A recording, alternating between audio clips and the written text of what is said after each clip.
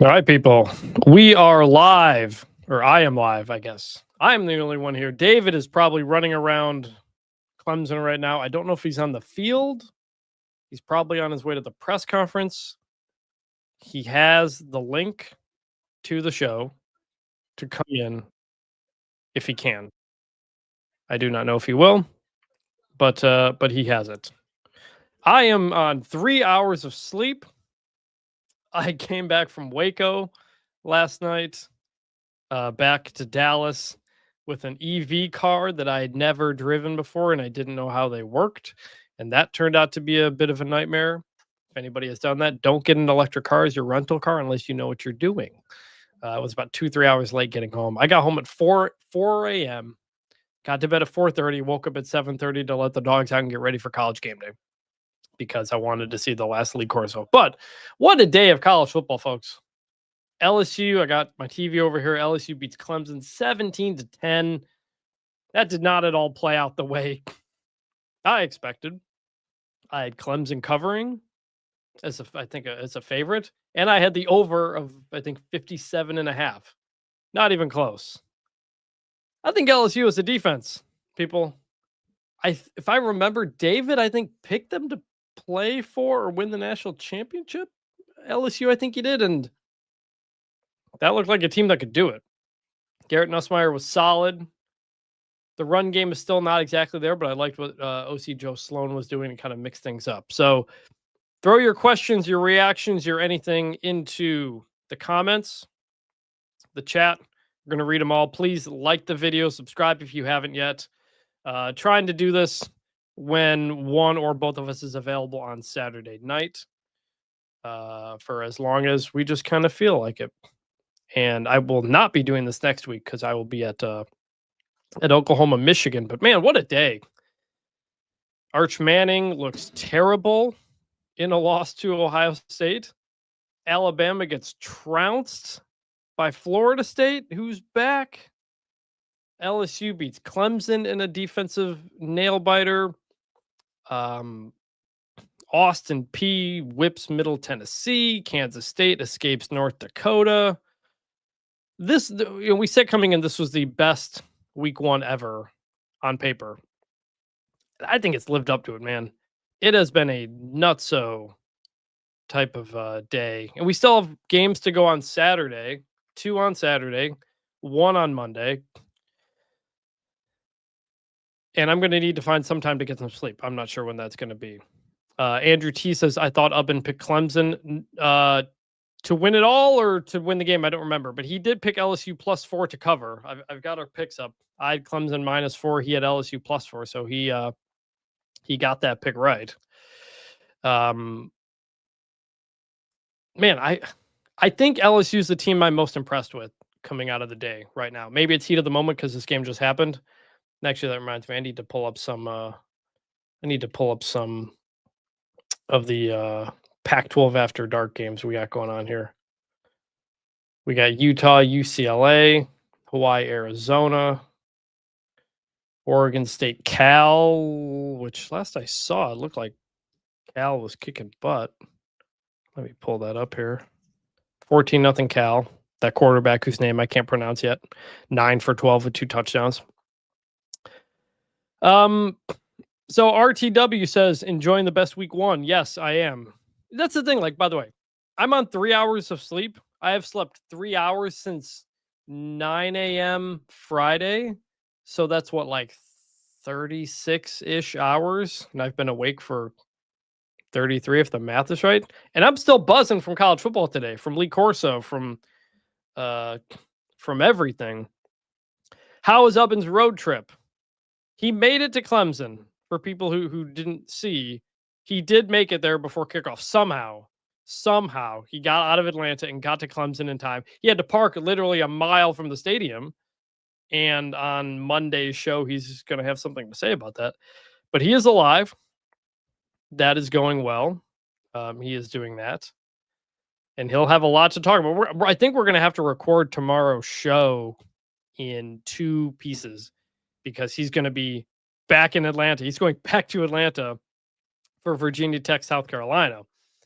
So we're going to have to record, I think, before then and then after the games leading into Monday. So we're going to piece that together.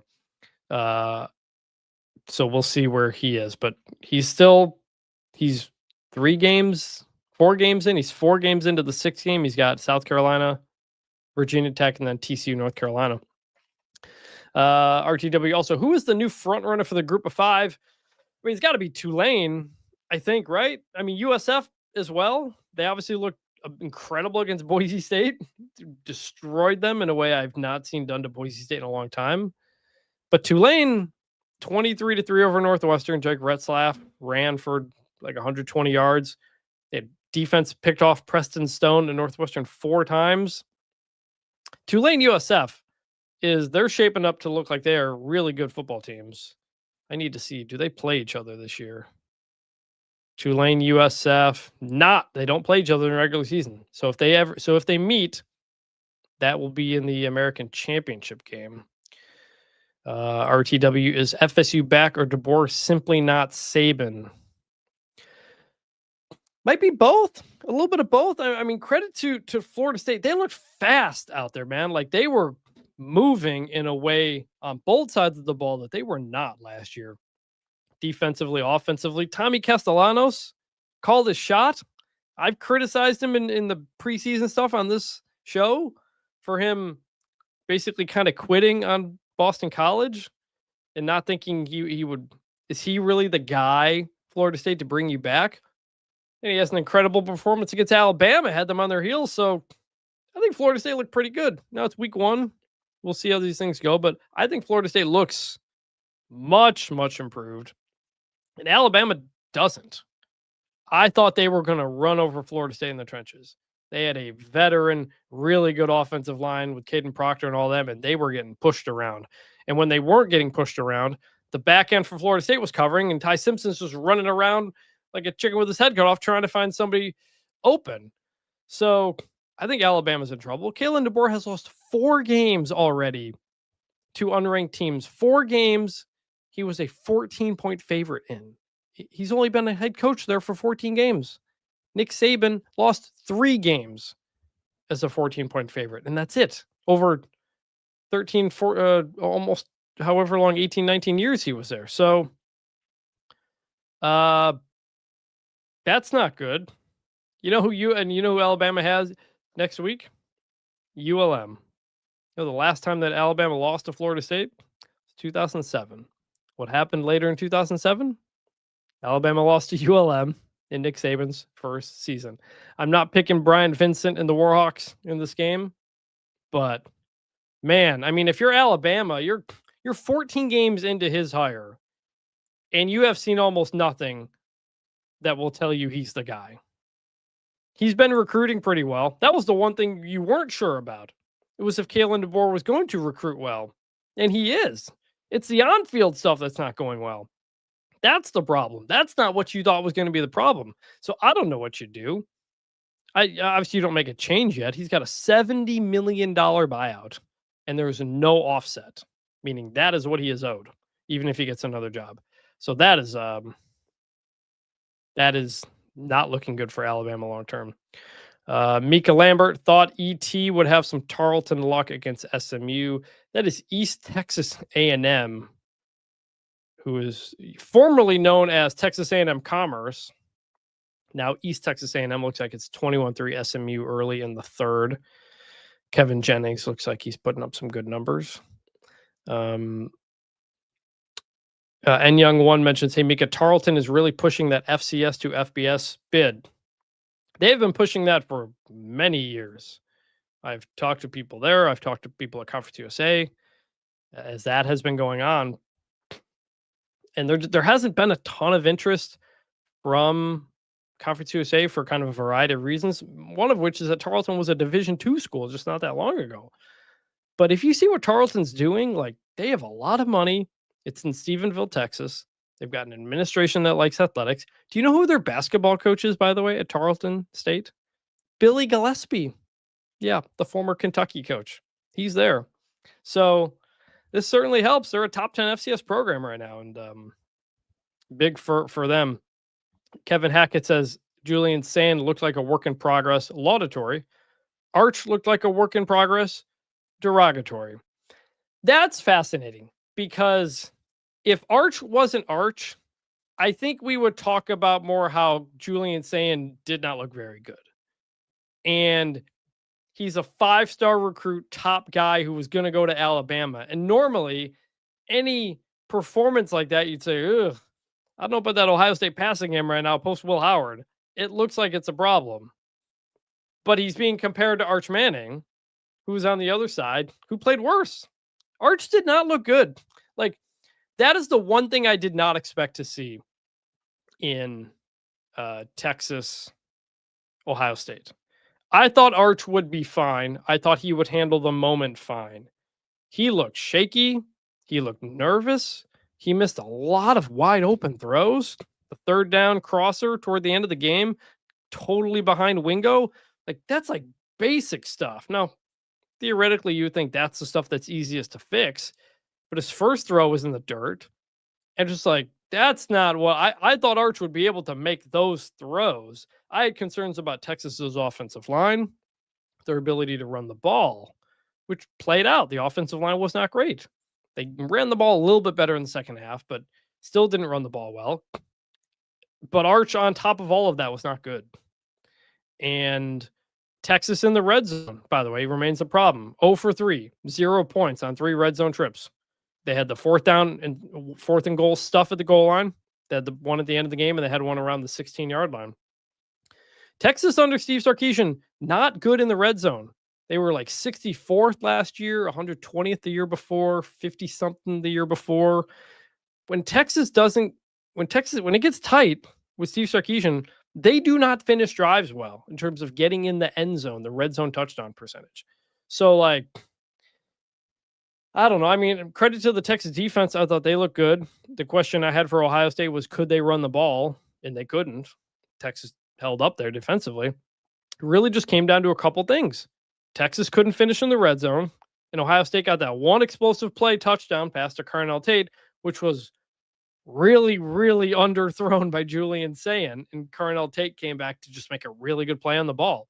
And that's the difference in a 7-point game.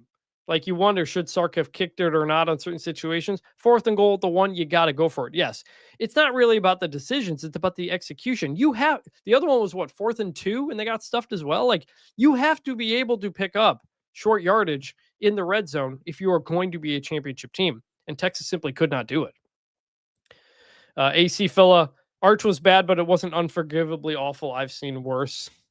No, sure. I was just surprised at the throws he was missing. Even on that last drive, they've got the out the corner route, and he shoots it wide. Next throw, go down the sideline, perfect NFL throw, and you're like, boom, there it is. There's the Arch Manning that we know. And then a couple plays later, just misses an open guy again. It's like, what? That was surprising. And credit, this pains me as a Detroit Lions fan. Credit to Matt Patricia, the defensive coordinator at Ohio State. He did a really, really good job of confusing Arch Manning.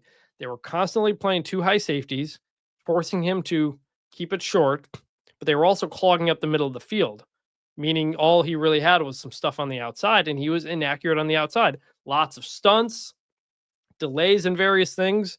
And Arch just never looked comfortable back there at all. And it was a reminder that Ohio State still has a lot of talent on defense. They had to replace a number of guys. They still have a lot of talent. And first game, Matt Patricia passed the test. I mean, they have new offensive and defensive coordinators there. And offensively, work in progress, we know. But defensively, they look good, man. Like, Ohio State's going to be my preseason number one. Not preseason, my number one team coming out of week 1. They have to be. They have the best win. I might have LSU number 2. Florida State might be up there in the top 5. I got to kind of think about all that. But I said going into the game, AC Phila, I'm an Eagles fan, so I refuse to give Matt Patricia credit. I know, man. I'm the Detroit Lions guy. I got the helmet over there. He built a hill when he was a Lions coach to kind of make players like run up and down or whatever. They hated him for it. The players hated him so much. And when you went from Matt Patricia to Dan Campbell, boom, there you go. Now you see what the Lions are. By the way, Matt Patricia, the pencil, still had the pencil in the ear, even though his play sheet was laminated. So still going for the look and all that. But no, man, I have to say, it's one game, lot to go. But Matt Patricia called a really, really good game for that Ohio State defense. Andrew T. Sark is supposedly such a great play caller, but that QB sneak in the whole series was scared to let Arch throw. The QB sneak, like, people were calling it tush push. It wasn't a tush push. It was just a QB sneak. But you're QB sneaking behind a bunch of new offensive linemen. And by the way, Ohio State, really, really good in goal line situations, as we saw last year. They even showed it in the game. They had like 3 or 4 fourth and goal line stops. Penn State last year was one of them. So, like, you can't really beat Ohio State that way.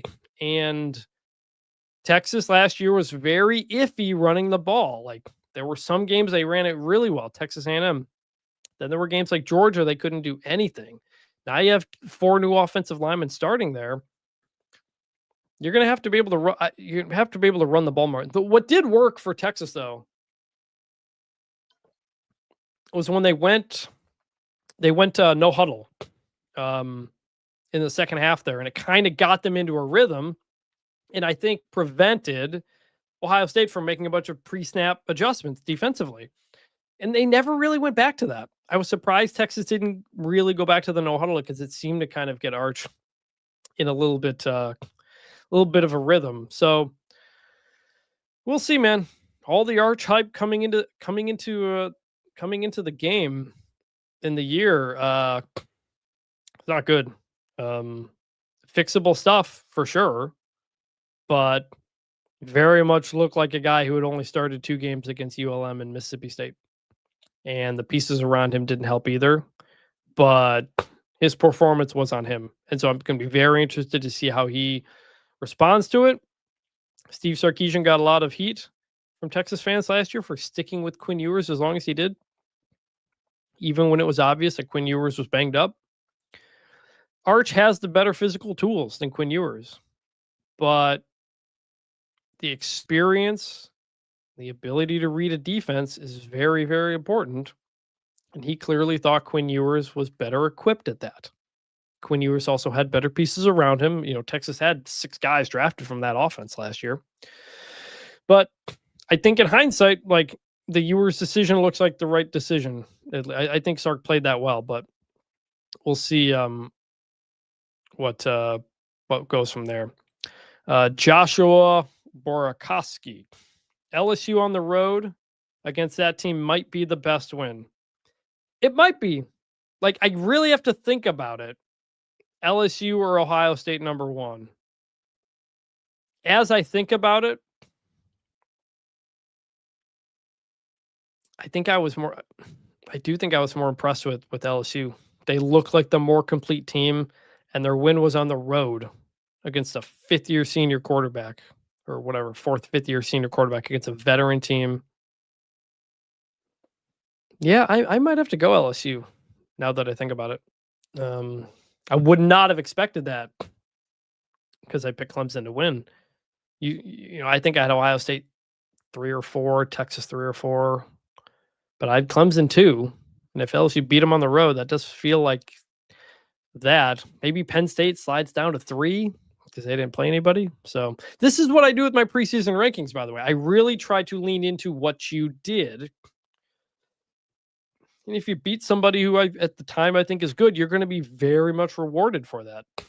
So I'm thinking a top 5 is probably some combination of LSU, Ohio State, Florida State, Penn State. And we'll see what Notre Dame does tomorrow. Maybe Notre Dame, Miami. You see how that goes. It's going to change a lot. I got, people reacted strongly to me having Penn State number 1, but I was like, look, it's going to change right away. But I'm just doing this based on what I think right now. What I pick in my poll is what I think is going to happen at the end. The 2 teams I think are going to play for the national championship, I put them 1 and 2. Otherwise, what are you even ranking? I got into talked with Ralph Russo about this. about how their playoff bracket plays out, how it's different than their poll. I'm like, what are you voting for in your preseason poll? You're just voting for where you think somebody should be because it's a preseason poll rather than where you think they're going to finish. If you think a team is going to be seeded 7th but make the final, then they should be polled based on that. Andrew T, Texas being preseason number 1 was ridiculous. Yeah, like I said, I think I had him 3 or 4. And I when I did the episode with Sam Kahn, I said if Arch Manning was not named Arch Manning, Texas would not be preseason number 1. They would not have been. That doesn't mean I think they're bad or anything. It's just that's what it was. I went with Penn State because of the experience. I also went with Clemson because of the experience, and that clearly didn't work against LSU. But that goes back to something I kept saying regarding these two games coming into the weekend, which was the Texas and Ohio State teams that we saw today are going to be very different than the ones we see at the end of the year. Those teams are going to change and grow a lot. LSU-Clemson, to me, came into this game much closer to their ceiling of how good they are. And I think defensively, we saw that. And even offensively, the way LSU was able to move the ball without a running game. Very disappointing by Clemson there. AC Phil and Nussmeier's dad was Hurts' QB coach last year, and his son looked a lot better than his stats today. Yeah. Nussmeier, he's coached everywhere. Coached at Florida, coached in Michigan, coached in the NFL. Good coach. He has been around. I've reached out to David, by the way. Do not know where he is. He has not responded. He's probably somewhere in the bowels of Clemson Memorial Stadium.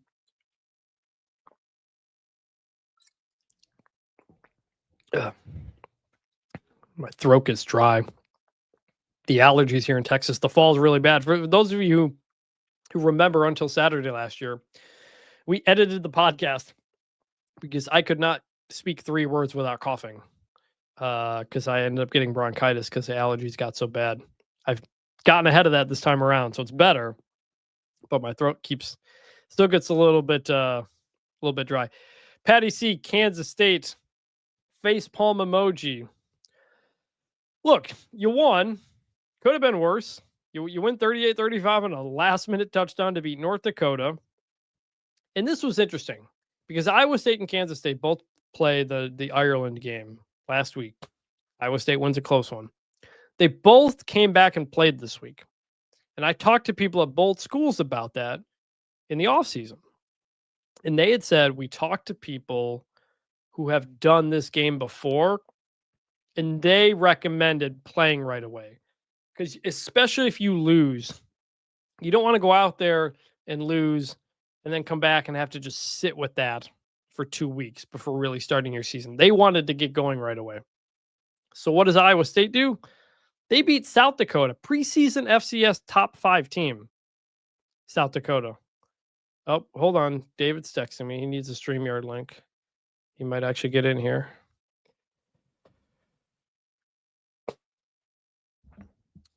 All right. And Iowa State beats preseason top 5 FCS South Dakota 55-7. Dominated them. So it worked for Iowa State. Kansas State barely beats North Dakota, who's actually not a good team. They're the 1 Dakota of the 4 Dakotas that is not very good. So I don't know, man. How about the facelift for Will Howard, huh? Kind of gets nudged out of Kansas State. Goes on to win a national championship. Was on McAfee. Was at the game today at Ohio State. And Avery Johnson still struggling. Still struggling. It's interesting how that goes. I think David's still trying to get in here. I'm still waiting for him to pop up.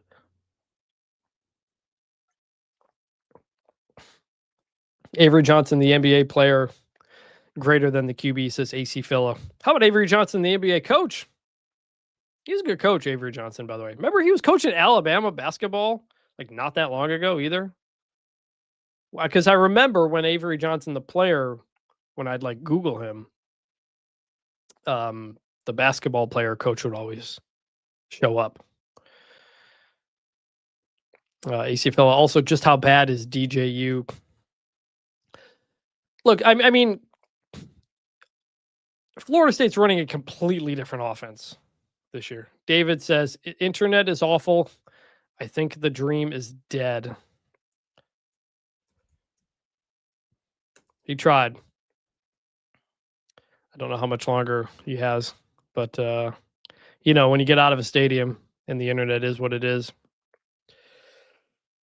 Yeah, Avery Johnson coached that 67-win Mavericks team that lost to the We Believe Warriors or something like that. Uh-oh, David's here. Hold on, here we go. There he is.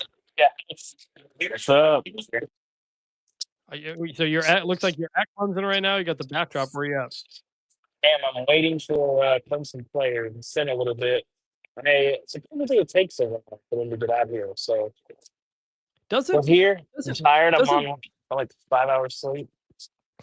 Dude, I'm on 3 hours sleep. I got you beat, man. I didn't tell you the whole EV charger nightmare because you were busy. I was concerned about how late you might have gotten home, but what's up? Mark Whiteman in the house. Oh, big crowded room there. Yeah, it's very crowded. Listen where we're at. So are Andy and Ari down there, or are they going live elsewhere? I'm sure they're at LSU, or maybe they're live upstairs. I don't know, but yeah, Clemson. David, sleep is still pretty good. Yes. Commenter Sam says, "How was the drive to Clemson?" You made it on time, right? The people were hyping up the traffic, but it might have been the same people hyping up Arch Manning because it wasn't that like crazy. Like it was like, but I talked to our colleague, and the theory is that because I came in so late, I probably got to campus at like 6:45, 6:35. All the fans are already there, like they're tailgating, and so nobody's getting there that late for a 7:30 kick because they're going to be there and hanging out. So that's a plausible reason. So we'll see. But I'm roaming, so I'll give our listeners some fair warnings. But I'm going to have to exit very suddenly when the players come back. But I'm hanging out for now because I'm just standing here waiting. Yes, now you got to give the people what they want. Now I know Brent Venables does, but like, does Dabo? Do you know? Does he like take forever to come out for his press conference? Supposedly he takes forever. I mean, I've covered Clemson a few times on the road and at some bowls, but I have not covered them at home. But I think it's one of those deals where we got some players coming in, so I gotta go. All right, we'll see you later, David. Talk to you tomorrow. See you. All right. Well, glad he made the effort to get it in. You never know who's going to show up on bunch formation after dark, folks. So we'll have a lot to talk about with LSU-Clemson with him being there. Yeah, man, LSU, man, it's just like that or Florida State, the most impressive performance of the weekend. It's probably Florida State just because of how dominant they were, but man, I guess I didn't see that coming from either of them, but that's the kind of performance from LSU that makes me think like, all right, like, yeah, national championship playoff picture. And I was not thinking that coming into the season. We got a Utah touchdown here. Devin Dampier looking good with the touchdown pass, about to be 20-0 Utah over Deshaun Foster's Bruins. Devin Dampier, the read option, the toss, touchdown. Looking good. I love those Utah jerseys, by the way. The font, very clean, very unique. I wish UCLA, I wish they would go back to that like frilly font that they had like in the 90s and before that, like the really goofy kind of numbers. Just the kind of plain numbers kind of takes away the special. I still think the UCLA jerseys the uniform can be one of the best in college football, but the plain number font really takes away from it. Andrew T says Nico picking up right where he left off. It would appear, let me see what his numbers are. Let me pull up the box score right now. Nico, 3 for 7, 31 yards. I think he's been sacked twice. Well, look, he left Tennessee for a much worse team. Tennessee, by the way, Joey Aguilar looked plenty good, taking over for Nico. And I thought David had a really fascinating theory on why Joey Aguilar was going to be a fit for this offense, which was just they just need a guy to get in there and grip it and rip it and try to fit some stuff in there. And then Nico was a bit too cautious as a quarterback. One game in, that may be accurate. Now, Tennessee's defense, got some questions about that. That was kind of a high scoring game. What was that final? 45-26.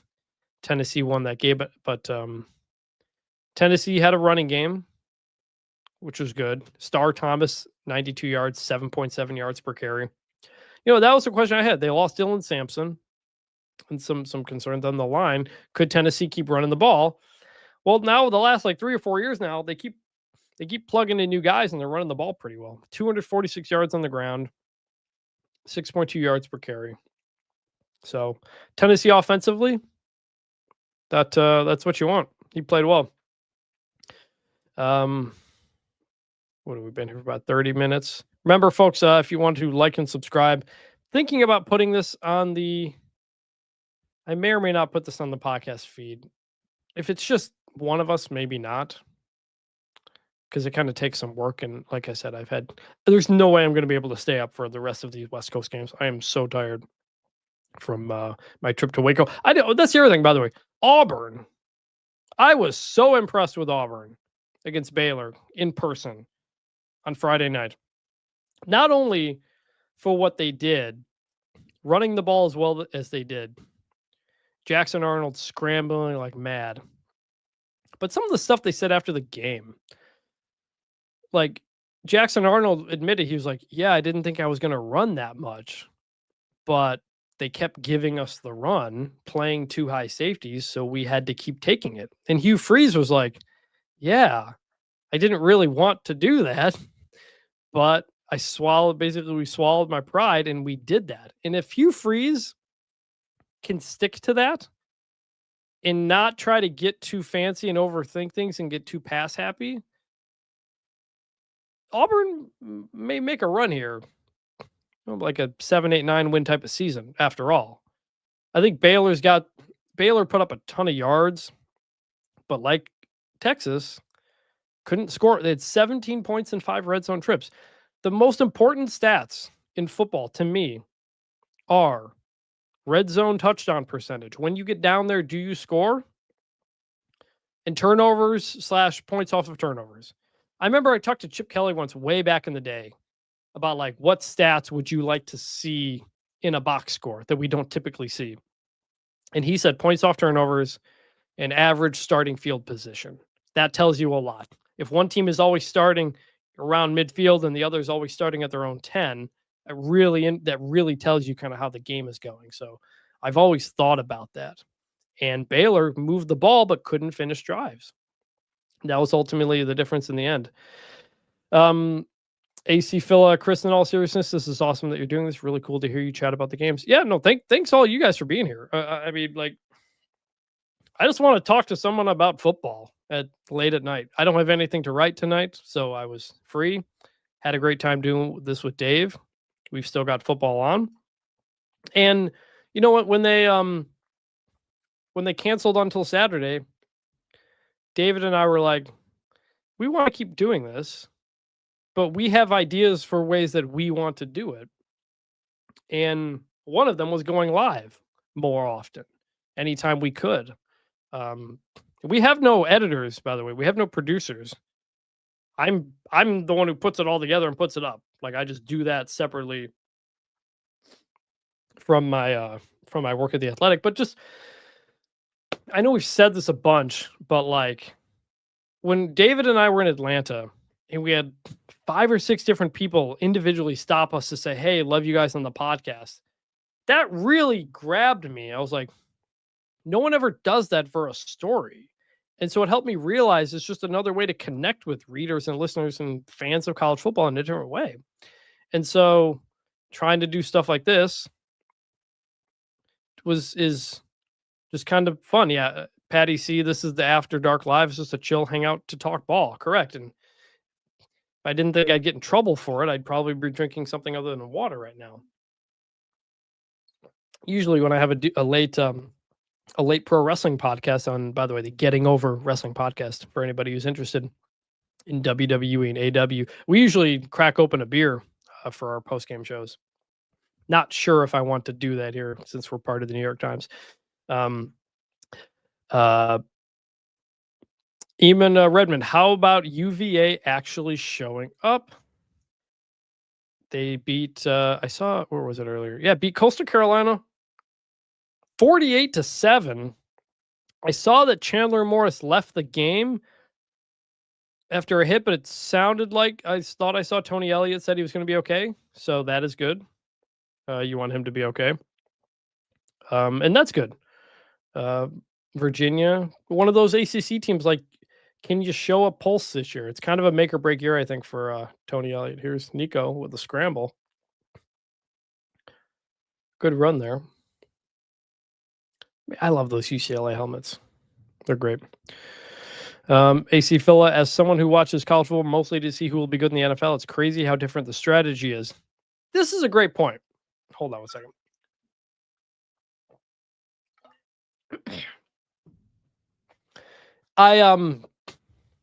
I forgot where this was, but someone had commented on something I had said or written like a couple of weeks ago, who said, why would anybody watch the NFL over college football?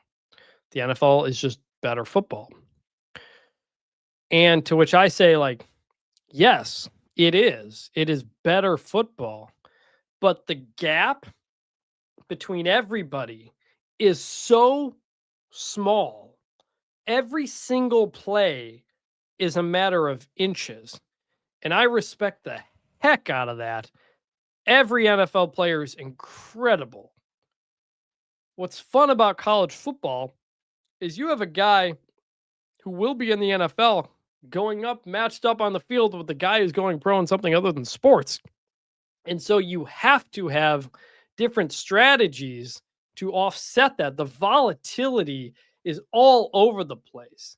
Like, you never know what guy's going to have a good game, what guy could do this or that, because the coaches don't know, because they're 18 to 22-year-old kids who may have just had a bad week and they're feeling down about something that happened in a class and it impacts their football game. And it's that variety that I love. And it's why for so long, like, college offenses have trickled up to the NFL. Everything Mahomes is doing, a lot of the stuff Jalen Hurts is doing, that stuff that comes up from college football, and in many cases comes up from high school football first into college football, is a complete opposite of basketball, which I think trends downward. It's what NBA, and it kind of goes down from there. Football, it usually starts from the bottom and goes up because you have to come up with something to offset your talent differential or what have you. So you'll have teams run the triple option. By the way, I don't know if you saw what Rice was doing, running that triple option spread thing we've kind of been hyping up. But they were moving the ball a bit, and they beat Louisiana 14-12. Louisiana, who played in the Sun Belt Championship last year. That is a big time win for Scott Abel and Rice. We have been telling you on this podcast to keep an eye on Rice, and they start off with a win. Then, you used to have the air raid teams who would, even now, Western Kentucky throwing the ball 50 times a game. Like, that's, you just like, it's a thing in pro wrestling to say styles make matchups. It's fun to have a big guy fight a little guy, and how they make that work in the dance that is pro wrestling. It's like that in college football. Like, how are you going to, every week you're going to play a team that might do something totally different, and how are you going to adjust to that is really fun. And I think you notice that when you play Madden versus College Football 26. Choosing your playbook in College Football 26 is totally different. Touchdown UCLA. Good throw there from Nico. About to be 20-7 midway through the second quarter here. Let's see this replay. Looked like a good throw. That was a wheel route. Wheel route to the running back. Undefeated. Good play. Good play. Patty C, the Tarleton State versus Army game was a trip. Tarleton wants to move to FBS. Do you think that happens? mentioned earlier on the show, I've talked to people at Charleston. I've talked to people at Conference USA. They have really pushed hard. I know right now, Conference USA really doesn't want to add anybody else from FCS at the moment because of all the changes going on in college sports. Like people like Greg Sankey are kind of getting sick of how big Division One and FBS is getting, and I think they kind of also don't want to upset them. And they're just losing what they're losing UTEP, and they're losing Louisiana Tech next year, conference realignment. And at the moment, the people I've talked to in the league, they're okay sticking at 10. So we'll see if that changes. But Tarleton's making a good case, that's for sure. That they're very, very aggressive, very aggressive program. Sam Callan, high school rules can be so different from college or pros that it allows for lots of innovation. By the way, I learned this at the Baylor game. Texas high school football added the 2-minute warning. I guess that's a trickle down rule right there, but 2-minute warning in college high school football is kind of wild to me. AC Fella, I remember when UCLA had Deshaun Foster and Cade McNown. Absolutely, it was that 2000 team that was gonna play for the national championship, was it? Not 2000. 99? What year was that? It was one of those years they lost late in the season. Maybe I'm crazy. Who am I thinking of?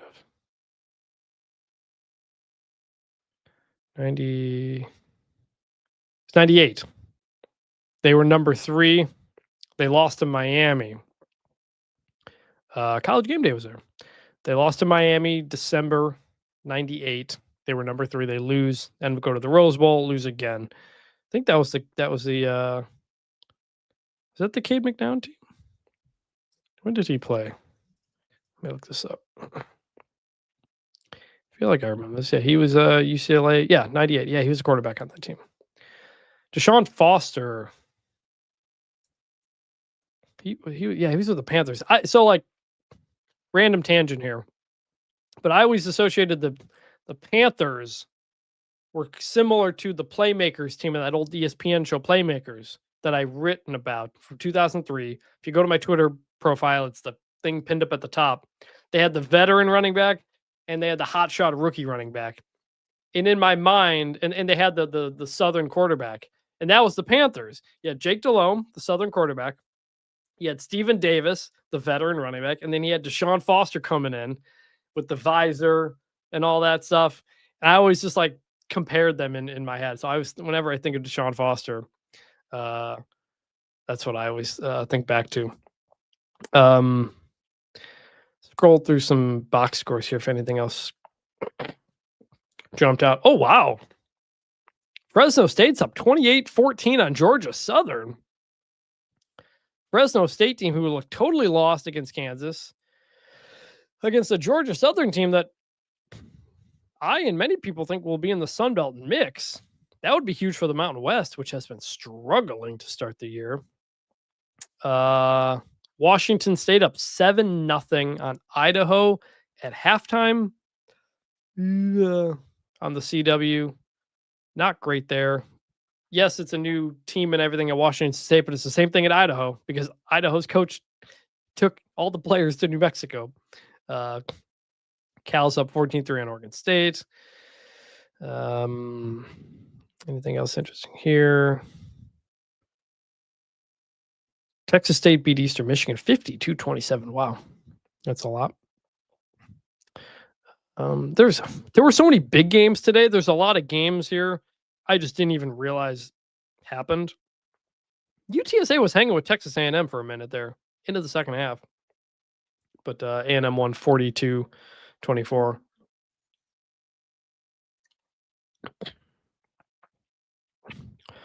Okay, I think that's. Oh yeah, and shout out Kent State, by the way, ending their 21-game losing streak, beating Merrimack 21-17. They hadn't won a game in almost 2 years. Not only did they go 0-12 last year, but their head coach was fired in the middle of the offseason for essentially misusing his company credit card, the school credit card. The OC becomes the interim head coach. The DC leaves to take a position job at North Dakota State. Just a real, what do you have to play for? And good for them getting the win. They blew a 17 to 14-3 lead. And they were trailing late in the fourth quarter when DeRealist Clark, that's his name, DeRealist Clark, 100-yard kickoff return with a little over 5 minutes left to give them the lead. That would hold on. So happy for the people at Kent State. They got to win. Every year as I'm doing the 130 whatever rankings, and I'm updating everybody's record week to week, you want everybody to get a win. You feel so bad for the teams that don't get a single win.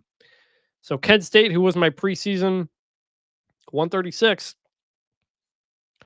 they may not be that for the first time in like a year. They may not be at the bottom. We'll have to see. Temple beats UMass 42-10. I had been hearing that Temple was feeling pretty good about what they had under Casey Keeler, the new head coach. And UMass has a new staff too, but Evan Simon, 6 touchdown passes. I didn't see any of this game, but that's a score that jumps out. So good for Temple. They may have something going there. Anything else in the comments? The Ohio Rutgers game was good. Parker Navarro was balling. Yes, he was. That was another great game. First up, Rutgers had like 31 points in the first half or something like that. But Timothy Chalamet's favorite quarterback, Parker Navarro, good game, kept it close. Lost by I think 3. Sam Callan, who will you have at number 1 this week? I talked about this earlier. I don't know. My first thought all day was Ohio State, but I'm thinking it might need to be LSU. I think that may have been the most impressive performance given the situation on the road. We'll see. But yeah. So, all right. I think.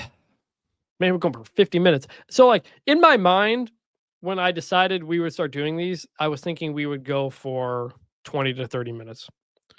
Now we're at 50 minutes, and just the time goes because it's fun to talk about college football. Even if I'm talking into a camera and it's just people in the comment section, I'm having fun doing this. And my wife isn't home. She's away for the weekend, so it's not like I have anybody else but a bunch of dogs to talk to here. They've been quiet, thankfully, even the puppies.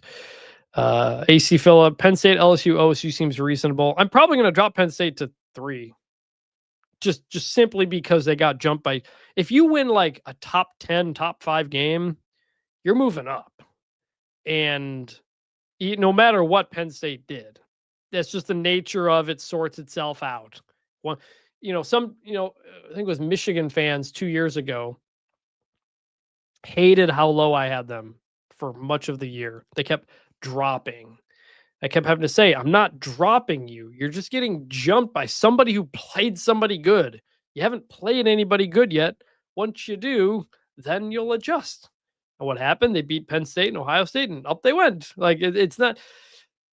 So once you play somebody who I think is pretty good, that's when you start to kind of get locked in. If you don't play anybody, you're just going to kind of float, and it doesn't really matter.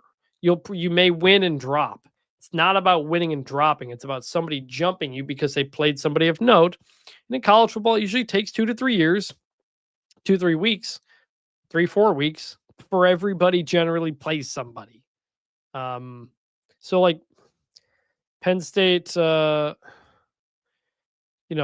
played, who was it? Nevada. Then they play FIU. Then they play Villanova. So, like, I'm not keeping you at number 1 for doing that. Now, if you then the next week, if you beat Oregon at home, then you go right back up. But if somebody beats somebody really good, they may jump you.